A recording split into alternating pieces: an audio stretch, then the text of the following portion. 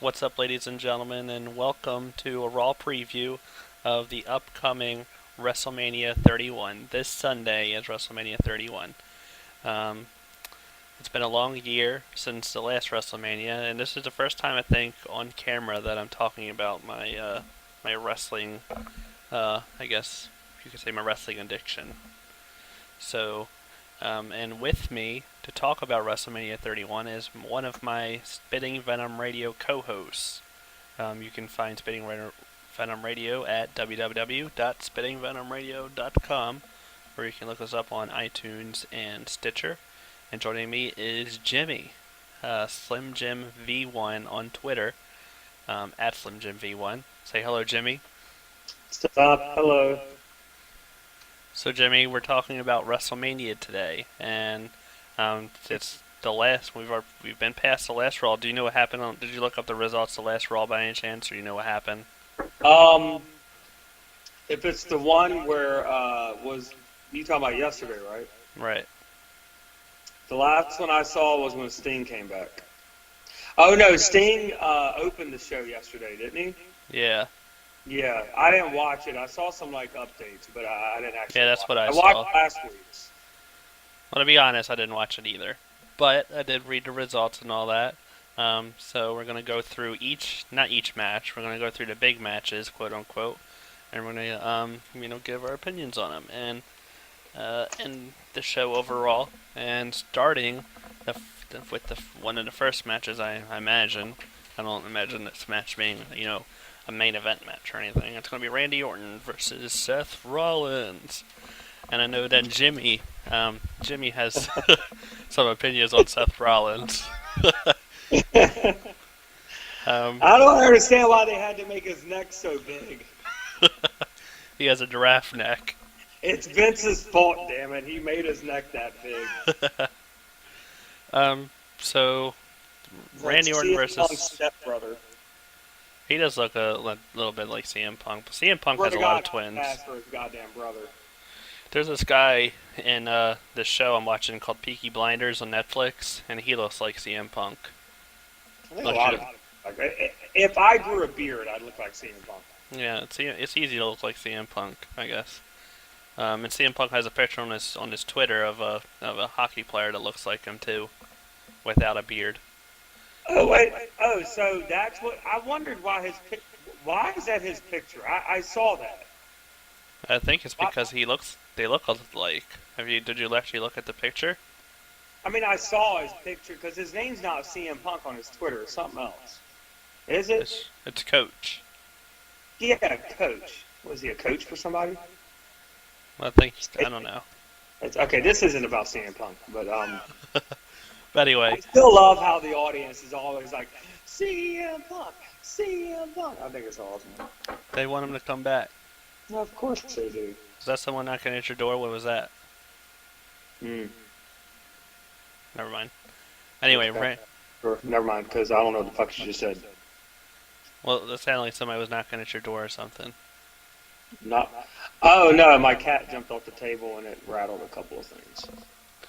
Anyway. Randy Orton versus Seth Rollins. Randy Orton was gone for a period of time, and as soon as he came back, it seems like I think he started feuding with Seth Rollins, which they were already building up, because I think Seth Rollins was the one that put him out, right? Yeah, from what I remember. So what's your thoughts on Seth Rollins versus Randy Orton at WrestleMania 31? I think, well, real quick, let me just clarify. I guess I should have clarified this before we started doing this. Is this, we're not, kayfabe doesn't matter, right? Or does it? No, we're not talking. We're fans. Talking about wrestling. So, don't break kayfabe. What do you mean break kayfabe? We're talking about kayfabe on camera, so you've already broken it. Well, people that don't know what kayfabe means doesn't know what the fuck I'm talking about. I need to know, can I say some shit, or do I have to pretend like I'm Say whatever you want. Okay, I'm just making sure. I don't want some little kid's dreams to be fucking crushed. I think it's great that Randy is in a position to put over Seth Rollins. I mean, I think that, the way I feel, I've been so out of touch with wrestling not out of touch, but just I haven't been following it like religiously like I used to. So there's a lot going on that that I'm just not in the loop with. But I've been able to, for the past several months, I've been kind of following what's been going on, and I think that obviously Seth Rollins is a up and coming guy. He was in the Shield, and he's really good. He's really talented. Blah blah blah. And obviously he's Mr. Money in the Bank. And I kind of figured that, judging from how Randy left with the whole authority thing and all that, and then now he's back, I think that it's just another way to put over up and coming guy, and I think that's great. I don't like Seth Rollins as a fan. Yeah, he gets on my nerves, but I mean, he's ugly, isn't he? I like Randy Orton. I mean, I'm a fucking Randy Orton guy. I think he's great. He's awesome, and I like Randy Orton a lot too. Honestly, a lot of Randy gets a lot of flack from, I think, some fans, because he's kind of got a formula. He kind of doesn't break from that formula, but every wrestler has that. I mean, why would you? He found his niche somewhere along the way with that whole Viper. Excuse me, with that whole Viper thing, and it works. Why break Stomps McHeadlock, that's what people call him. Did you ever hear that before? What is it? Stomps McHeadlock, because that's all he does is stomp people in the ring and then headlock them. Fuck it. I mean, if it works, it works. Don't try to fix it if it's not broken. I mean, he gets over and he gets his shit in. So why? Who cares? I mean, fucking Hulk Hogan had 3 fucking moves ever. And he's the most popular motherfucker in the world because of his goddamn fucking Fu Manchu and his leg drop. That's all he had. So at least Randy Orton is a little more colorful than that. So I think Randy Orton doesn't get as much credit as he probably deserves for being as good as he is. Because he's had a lot of classic matches with Oh yeah, I mean at one time he was the legend killer. I mean he faced a lot of big time people and got over. So yeah, he's had good matches with The Undertaker and Hell in a Cell matches. Those were good. And Christian, his match with Christian was really good. He had a feud. Speaking of, and I know we're not talking about Christian, but I think he is extremely underplayed. Christian's a great fucking guy, dude. I fucking love Christian. You know he retired? It just sucks because, and I know this is a WrestleMania thing, and and I don't have all of before the thing, you didn't fill me in on all the matches, but we're going to move on from that. No, you didn't. You didn't give me time to type it. But anyways, I'm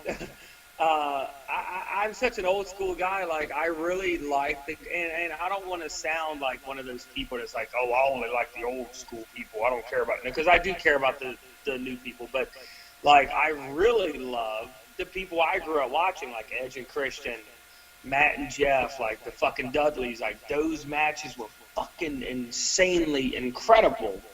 And all the older guys like Stone Cold and fucking Undertaker and and that's why I like Bob Hollywood, which people listening to the Spitting Venom Radio podcast know who Bob Hollywood is. A lot of other people too like to argue with me about the Undertaker. He's old, he's this, he's that, and we're gonna get to Undertaker later, and I'll talk more about him later. But guys like that, I fucking still love them. I always love them. I think they're great motherfuckers.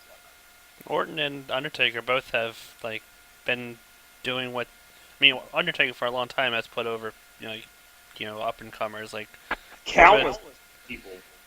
Kurt Angle and Brock Lesnar and even Orton. Orton got over on Undertaker a few times. So it's not and Orton's now he's become the veteran in a way. So he's working with some of the newer talent like Seth Rollins and stuff. Even Seth Rollins has been around for a while on the indies and such, but. But even with Seth Rollins, I think it's great how he's being put over doing things like the thing he did a couple of weeks ago with Jon Stewart. I thought that was great. It was hilarious.